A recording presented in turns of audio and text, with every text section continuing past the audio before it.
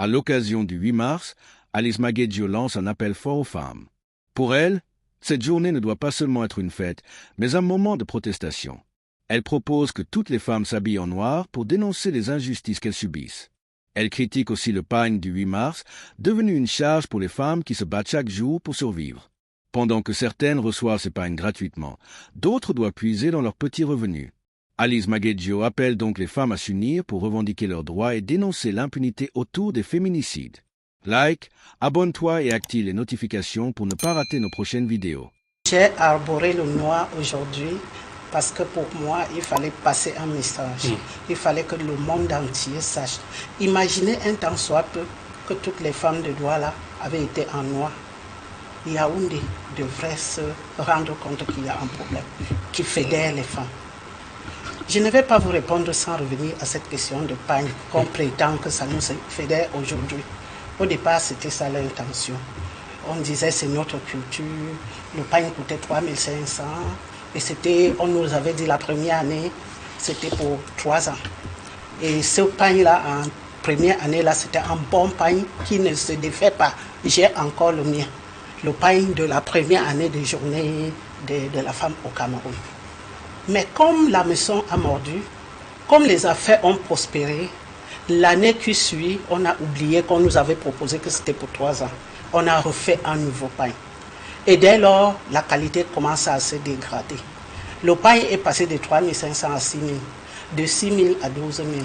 Est-ce que vous savez que les femmes ont acheté le pagne cette année à 25 000, 20 000? Ça devient élitique, madame. Et si c'est élitique, ça ne fédère plus. Ce n'est tout le monde là. Et ce n'est plus... Même celles qui ont les problèmes de panier de ménagère. Je me demande, mais comment tu peux avoir... Je ne vous ai pas coupé, vous avez parlé pour longtemps. Ok, allez-y. Je disais... En tout cas, moi, je crois qu'elle mettait de la presse à votre C'est ça.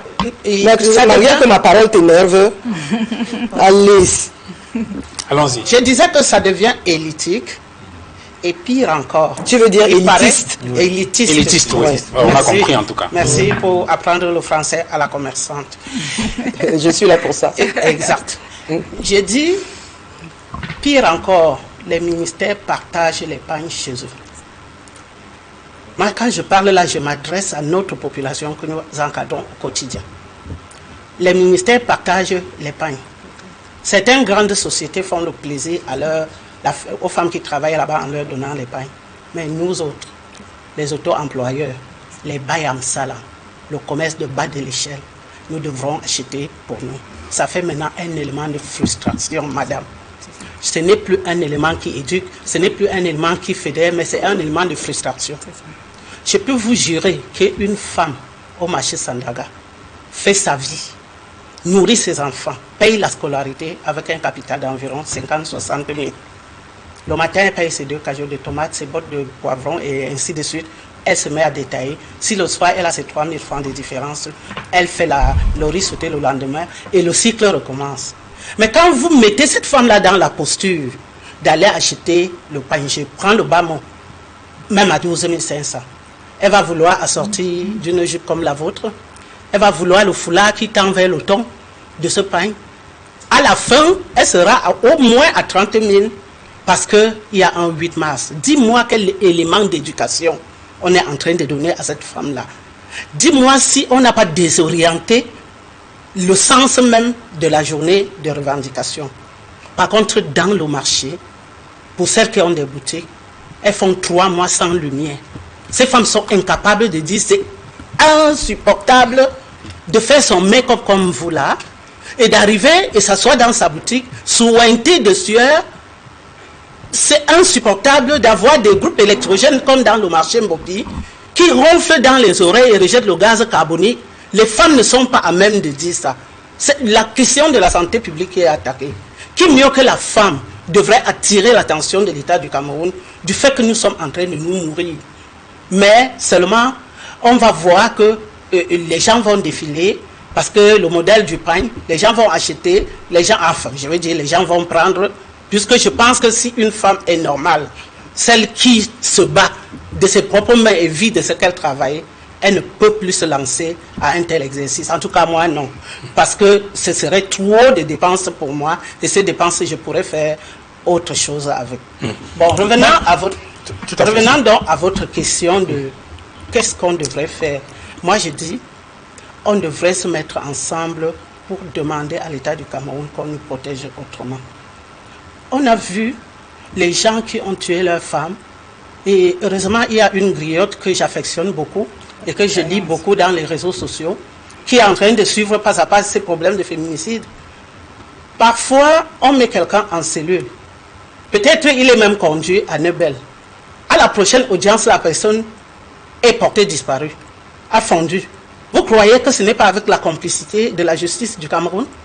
Si on peut prendre la vie à la légère jusqu'à ce niveau-là, si on ne peut même pas punir quelqu'un qui vient d'assassiner, parfois on entend que c'est même les professeurs d'université. À la suite, nous ne voyons pas ce qu'on a fait au juste pour prouver que c'était un acte affreux et que l'on a puni en sa juste mesure. L'impunité, le favoritisme, le népotisme, c'est ça au Cameroun. Le problème, c'est qu'il y a les gens qui ont le droit de vie et de mort sur les autres. Mais le Cameroun regarde.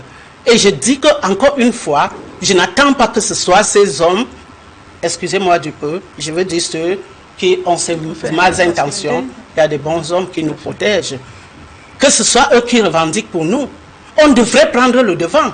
Et qui sait si on prenait le devant, on se levait. Mais vous avez dit, c'est la faute des leaders. On embastille les leaders.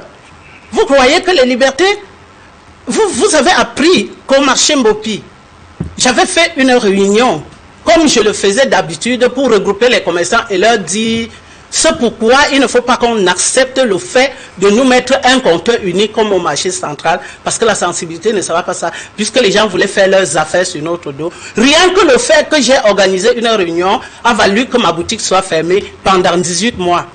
Est-ce que ça a fait quelque chose au Cameroun? On a trouvé ça normal, mais mon intention était là.